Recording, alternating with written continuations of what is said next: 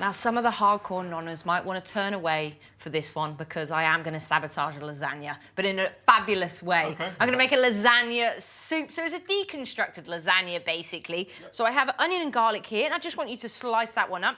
Have a beautiful zucchini, and I'm just going to have it in coins. So this is going to be quite a chunky soup here. So I'm just going to make coins with the zucchini. Coins? Yeah, little like coins of this. So it's a very simple thing. You can clear your cupboard out as well and use whatever veggies you've got wilting away. And that's the great thing about soup as well, is when you're heating veggies down, it doesn't really matter what they look like. So I'm just going to put my lovely soup pan on. So just like having a non-stick pan, just like having a blender, having a good soup pot, I think, is one of those basic things that everybody needs to have, because you can make curries, you can make chilies, you can make soups. You really all need one of these. So I'm just going to stick the onion and the garlic on, just saute them off for about 2 to 3 minutes, just with that one. There we go. How's this? That's the size you want? Absolutely perfect, that is. Yeah, there we go. There's your carrots. So let them sweat off. Do we cook that for you? Yeah, so I've got basil and parsley. Again, you can use dried herbs, or if you've got some wilting herbs there, you can add them in on there, but I do like the kind of traditional Italian herbs. So we'll put our lovely coins in there. Good job on these ones here.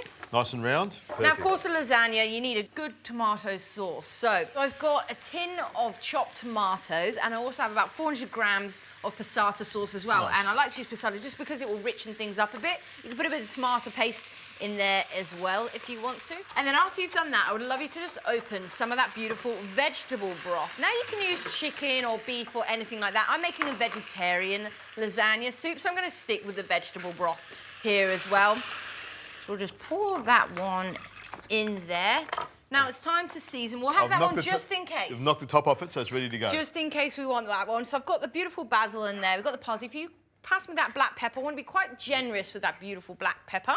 So get some of that in there. Generous amount of Murray River salt flakes in there too. I like how you're generous with my pepper, aren't you? Yeah. There we go. That's it. Okay. There So we'll just mix that around a little.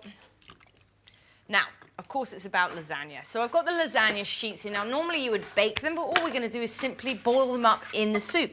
And I'm just going to break them, nice, I like that. into little pieces, just cracking it in there, because that's going to sit for about 8 to 10 minutes and just cook away this. Oh, Richo, and I think let's get that second broth in there. So we'll bring it to a simmer, let it cook for about 10 minutes. And those last few minutes, I'm just going to stir through a little bit of raw spinach. I bet that doesn't taste very nice. You know, my kids eat raw pasta. Really? I'll catch them in the pantry and they'll be chewing on raw pasta. They want to stop that. We'll give them a call while we're waiting for this to cook up. Now, that has cooked to perfection, but I am going to just put a handful of raw spinach in there just to add a bit of iron so we get some nice energy in there as well. That doesn't need any time at all. That will wilt straight down. Now, I just want you to rip off a little dollop of that and plop it straight in the middle of there. It's not so little. That's the mozzarella straight in the middle. Oh, it's a generous amount right there. I really get where you're coming from. When I saw you making this recipe, I thought, what is she doing? She's gone completely bananas. But I can see it's coming together really, really well. It's like you've got one pot and you have to make a lasagna. This is what you make. It's coming together beautifully. Quite simple, isn't it? So what we'll do, we'll make sure we get some of those beautiful sheets of lasagna around that mozzarella. Gonna melt it just beautifully. Big chunks of veggies as well. Big chunks of veggies. So rosy. This is wholesome, isn't it? And a bit of Richo on top there. Let's get some Parmesan or Pecorino, whatever you fancy, just on the top there. Bit of extra black pepper. Oh, lovely.